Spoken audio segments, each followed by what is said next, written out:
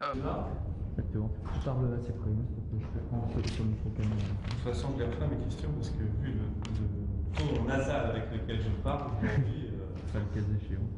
c'est un sujet très comique. Ça tourne. Ça tourne.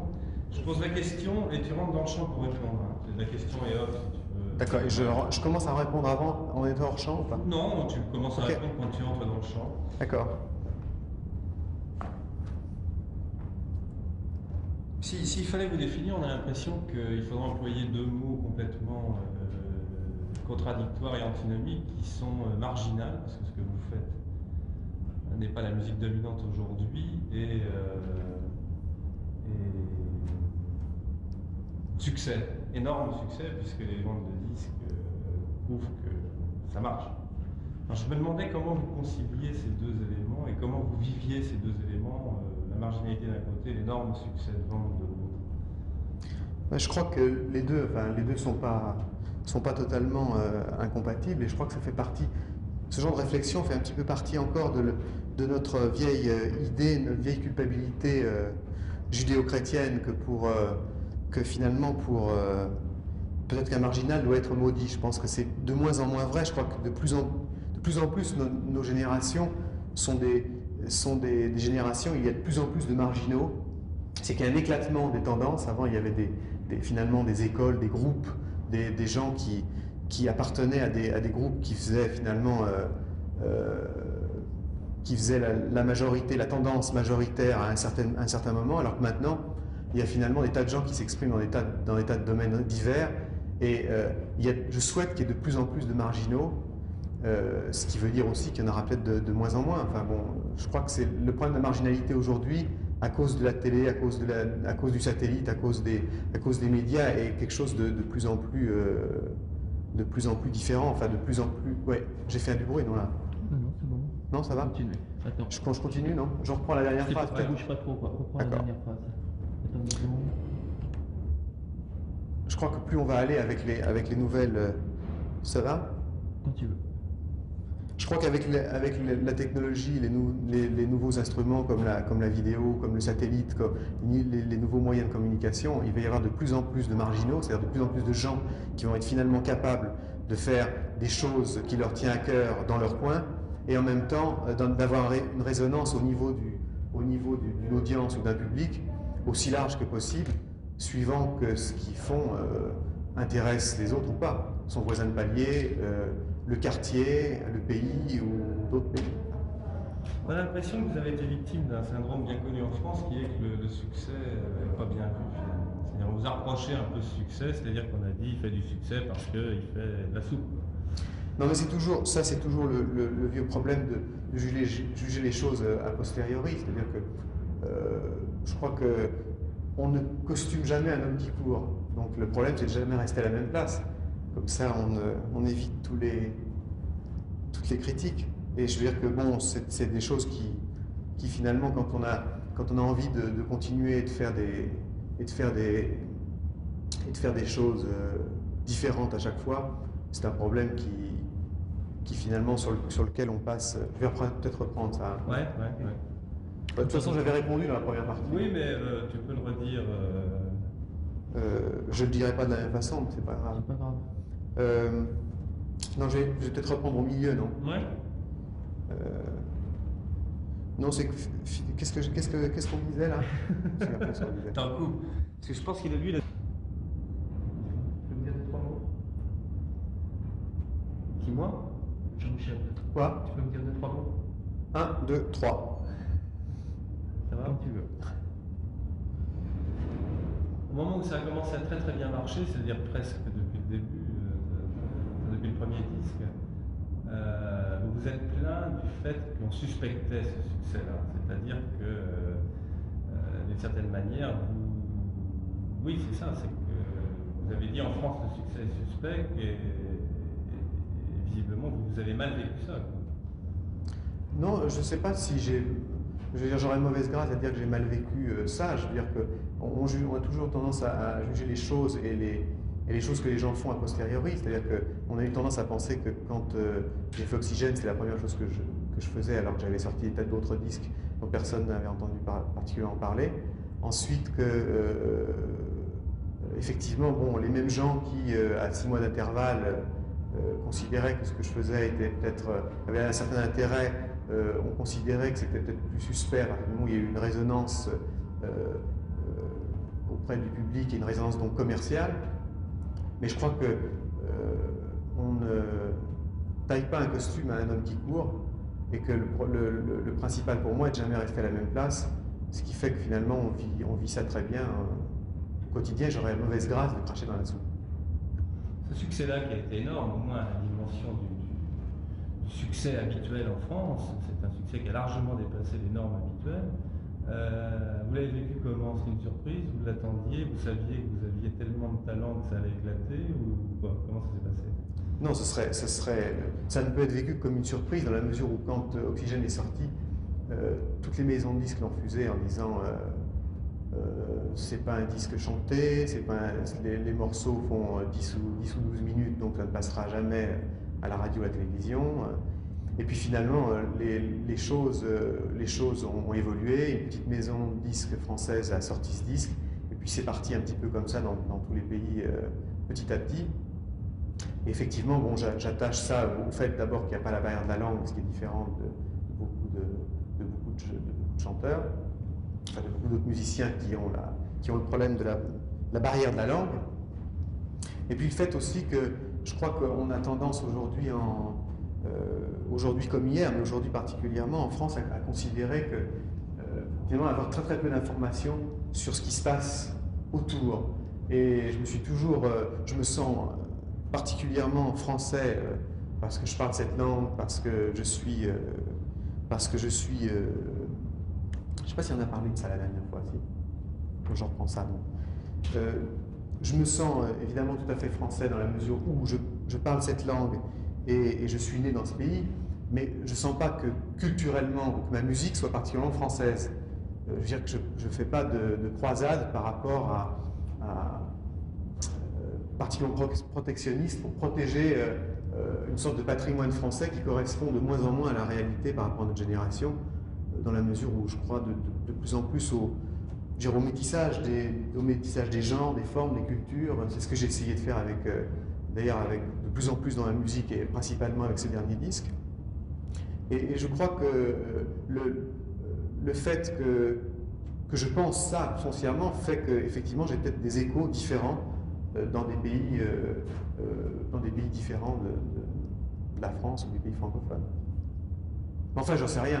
On a toujours tendance à essayer d'analyser, d'expliquer des choses qui finalement sont dues finalement plus au hasard qu'autre chose. C'est tout à fait facile a posteriori d'analyser les choses et de dire si ça marche, c'est pour telle raison. Il se trouve aussi peut-être que j'étais en phase à un certain moment, que je ne serai plus demain.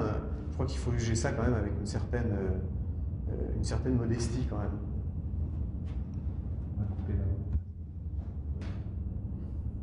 Ça tourne. On a eu l'impression, après peut-être les 2 premiers disques, que plus le succès montait, plus vous étiez agacé par la réaction que ça provoquait, qui étaient des réactions mitigées. Vous vous plaigniez notamment qu'en France, le succès était toujours plus ou moins suspect. Vous avez encore ce sentiment-là maintenant? Attends, tu peux reprendre? Excuse-moi, j'ai été piégé. Oh bah, je vais te la faire courte, de toute façon, on va couper la question. Tu l'as reprise 2 fois, je suis parti. Quand tu veux. Quand le succès a pris une dimension vraiment importante, c'est-à-dire au bout de disques, bizarrement, vous avez réagi d'une manière presque agressive contre les critiques, parce que vous disiez à l'époque que vous sentiez que le succès était suspect. Est-ce que c'est quelque chose que vous sentez encore maintenant? Non, c'est une question que je me pose plus tellement depuis un certain temps, parce que finalement, au départ, quand on commence à faire quelque chose et avoir une réaction de la part du public, quel qu'il soit, et que la réaction soit bonne ou mauvaise, finalement, vous êtes en face de gens qui vous filment, qui vous interviewent, qui vous posent des questions sur le temps qu'il fait, qui vous demandent vos opinions politiques, sportives, etc. Et finalement, c'est assez valorisant et assez marrant. Donc vous avez tendance à répondre, à vous faire un petit peu finalement chouchouter ou malmener par ces gens. Et puis vous vous apercevez que finalement tout ça sert, c'est bien, c'est marrant, mais c'est quand même beaucoup une perte de temps et ça sert pas finalement à grand chose et vous avancez pas tellement à cause de ça. Donc finalement, bon, vous le faites moins, vous essayez de le faire moins. Enfin, en tout cas, c'est mon cas. Et puis finalement, vous apercevez aussi que bon, vous faites de la musique, vous essayez de le faire, vous passez beaucoup de temps à le faire, puis que c'est peut-être votre moyen d'expression principal, plus que de commencer à aller parler ou à se justifier d'une autre façon. Je veux dire. Donc, effectivement, aujourd'hui, c'est un problème que je me pose de moins en moins, parce que je ne pense pas que le succès soit finalement plus suspect en France qu'ailleurs. Je crois qu'on est plutôt gâté de vivre aujourd'hui en tant qu'artiste, avec les médias qui sont à notre disposition et qui nous permettent de nous expliquer, de nous exprimer surtout, plutôt qu'il y a 100 ou 150 ans, quand on dépendait uniquement de la bonne grâce du Seigneur, pas de celui-là, du Seigneur du quartier. On a dit.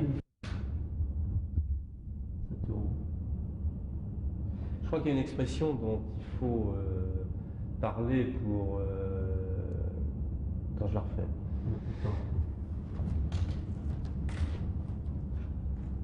Plus de son. Ça marche pas? Problème de son? Non, c'est bon. Comme tu veux. Ça donne quoi?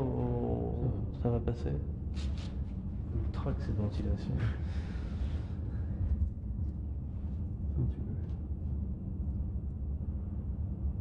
Il y a une expression qu'on a beaucoup employée, qui a dû beaucoup vous agacer et dont il faut se débarrasser une bonne fois pour toutes, c'est musique de supermarché. On a dit que vous faisiez de la musique de supermarché. Alors je voudrais savoir si vous faisiez de la musique pour les supermarchés ou si les supermarchés ont récupéré cette musique. Non, d'abord, avant toute chose, je veux dire que moi je trouve que c'est plutôt une bonne chose que la musique passe dans les supermarchés. Maintenant, il faudrait savoir quelle sorte de musique il passe. Et quand ce qu'il y a de dommage, c'est que dans la plupart des lieux publics, la musique qu'on y passe n'est pas forcément intéressante. Je ne dis pas que la mienne l'est plus, mais je pense que si on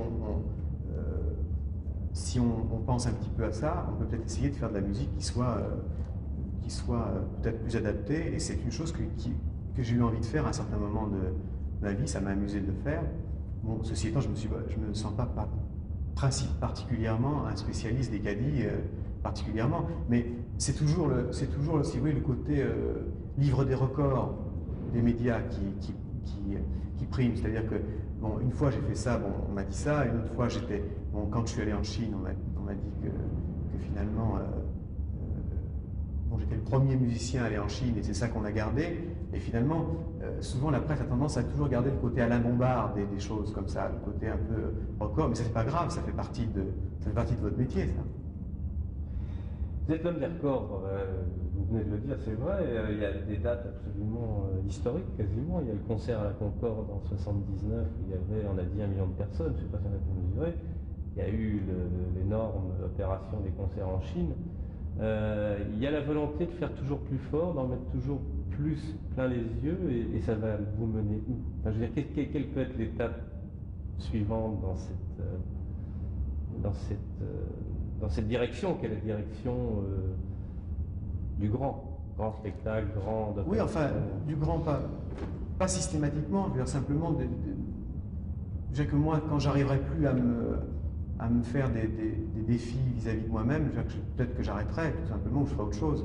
Je veux dire que quand j'ai fait ce concert à la Concorde, je ne m'attendais pas du tout à ce qu'il y ait 1 million de personnes. On m'a demandé de faire un concert à Paris, par boutade, j'ai répondu place de la Concorde. Finalement, ça s'est fait, et il y a eu 1 million de personnes, et on m'a dit évidemment que tout ça avait été complètement gambergé. Bon, effectivement, les présidents de la République, le jour du 14 juillet, ne font pas forcément ça, ce score-là tous les ans. Et je veux dire que j'étais incapable donc de le dire, moi, sans leur sondage, sans leur équipement de sondage, je pouvais encore moins le savoir qu'eux-mêmes. Donc, je crois simplement que, disons que j'avais envie de faire, et c'est ce que j'ai envie de plus en plus, aussi de faire des spectacles qui ne soient pas forcément un spectacle conventionnel avec une scène et puis des gens qui sont en face, qui finalement, quand il s'agit d'une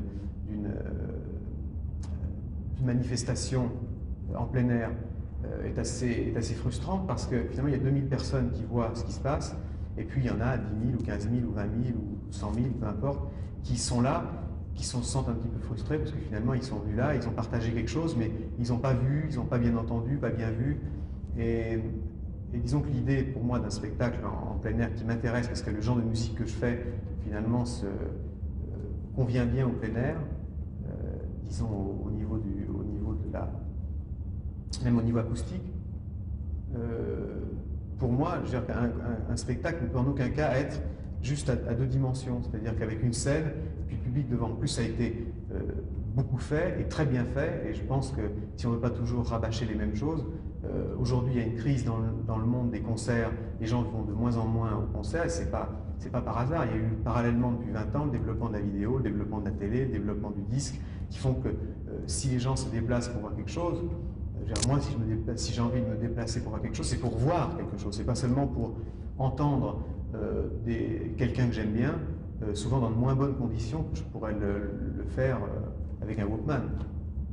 Donc ce qui m'intéresse de plus en plus, c'est effectivement d'essayer de concevoir des spectacles qui soient des spectacles où chaque personne dans l'audience finalement a une propre vision de ce qui se passe autour d'elle, qui va peut-être pas être forcément la même de celle qui sera à 50 mètres ou à 200 mètres de là. Qu'est-ce que ça peut être alors?